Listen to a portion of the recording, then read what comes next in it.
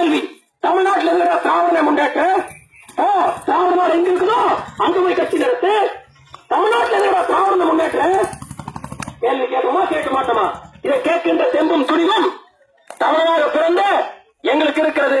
நாம் தமிழ் கட்சி பிள்ளைகளுக்கு மட்டுமே இருக்கிறது. திராவிடன் என்ற சொல் இதற்காக வந்தது.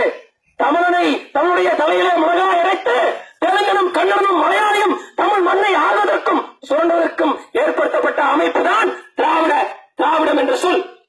அன்பு சொந்தங்களே, சிந்தித்து பாருங்க. தமிழ்நாட்டில் வேணா இங்க அமைச்சரும் மந்திரி எம்எல்ஏ வேணா தமிழனா இருக்கலாம். ஆனா கட்சியினுடைய தலைமை முதலமைச்சராக வந்தது காமராஜரை தவிர நீ கணக்கு போட்டு பார்த்தீங்கன்னா எவனு தமிழன் இல்லை. அதனால்தான் உடைய மண் சுரண்டப்படுகிறது, ஆற்றுமணல் வாரி இறைக்கப்படுகிறது கேரளாவுக்கும் கர்நாடகாவுக்கும். நம்முடைய மின்சாரம் கர்நாடகாவுக்கும் ஆந்திராவுக்கும் தாரைவாக்கப்படுகிறது. ஆனால் நம்முடைய உரிமையான காவிரி நதிநீர் உரிமை மறுக்கப்படுகிறது கன்னடால். அப்படி என்ன மறுடா இங்க திராவிடத்தை முன்னேற்ற கட்சி ஏமாற்று பெருவழிதானே? இதை புரிந்து கொண்டோம். எம்ஏ படிச்சிருக்க நான் புரிஞ்சுக்கிட்டேன், முனைவர் பட்ட டாக்டர் பட்ட வாங்கியிருக்கேன், ஜம்சார புரிஞ்சுக்கிச்சு. நாளைக்கு குழந்தை ஏமாந்துட கூடாதுங்கிறதுக்காக திறவரந்து போராடுறோம், கத்துறோம், கெஞ்சி கேட்கிறோம். எனக்கு சாயுதம் எங்க அப்பாவுடைய ஆத்தாங்கிட்ட கெஞ்சி கேட்கிறோம். ஏமாந்தது போதும். இனிமேல நீ திராவிடத்துக்கு வாக்கு செலுத்தினா வேணா வாக்குக்கு 500, 1000, 3000 வரைக்கும் கொடுப்பான். ஆனால் ஒரு வருங்கால தலைமுறை நடுத்தரம் நிற்கும். அதை நினைச்சு பார்த்துட்டு வாக்கு செலுத்து. இதை கேட்கத்தான் நாங்க வந்திருக்கிறோம். நாங்க ஒவ்வொருத்தரும் பேசி முடியாது. நீ ஒவ்வொரு 100 வாக்கா மாறணும். என் தாயும் தகப்பனும் இந்த பிள்ளைகளுக்காக நீங்க 100 பேருக்கு வாக்கு சேகரிக்கணும். நம்பிக்கை இருக்குது. இந்த தேர்தலில் வாக்கு செலுத்தினாலும் மீண்டும் அடி வாங்குவீங்க. இன்னைக்கு நேற்றில் காவிரி அடி வாங்கியாச்சு, முல்லை பெரியார் அடி வாங்கியாச்சு, அங்க மீனவ அடி வாங்கிறா, அணுகுலை ஆரம்பிச்சு நம்மளை கொள்றதுக்கு முயற்சி பண்ணிட்டா. எல்லாமே முடிஞ்சு போச்சு. காவிரி நதி ஆணையத்தை அமைச்சு அங்கேயும் மறுத்துட்டான் தண்ணிய.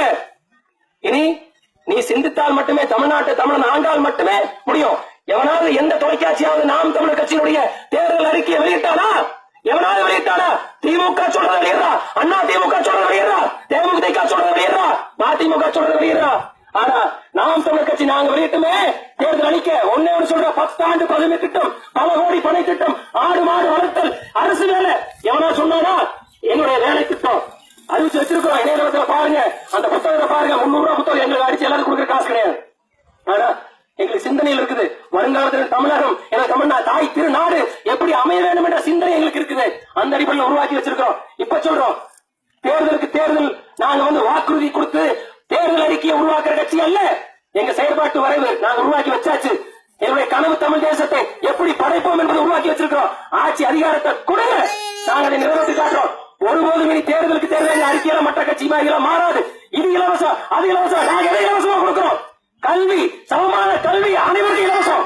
சமமான தரமான மருத்துவம் அனைவருக்கும் இலவசம்.